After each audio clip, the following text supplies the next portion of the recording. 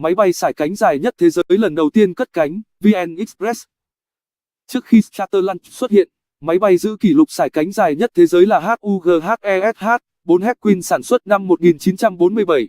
Sải cánh của nó dài 98 mét còn phần thân dài khoảng 67 mét. Charterlaunch có 6 động cơ và được thiết kế để chở 3 tên lửa mang vệ tinh ở giữa đôi cánh với độ dài lên tới 117 mét. Charterlaunch lần đầu lộ diện từ kho chứa vào tháng 5 năm 2017 và trải qua nhiều cuộc thử nghiệm dưới mặt đất.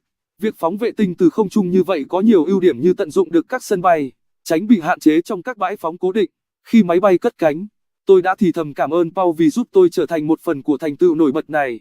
Jim Floyd, CEO của Charterlaunch Systems, chia sẻ, tôi được chứng kiến chú chim khổng lồ này bay lên, thấy ước mơ của Paul Allen trở thành hiện thực ngay trước mắt. Được trang bị cùng loại động cơ với Boeing 747, chiếc máy bay có thể cất cánh với trọng lượng tối đa khoảng 590,000 kg. Charterlaunch Systems được tỷ phú Paul Allen, đồng sáng lập Microsoft, thành lập năm 2011 nhằm cạnh tranh trong thị trường phóng vệ tinh nhỏ từ không trung. Máy bay sải cánh dài nhất thế giới lần đầu tiên cất cánh.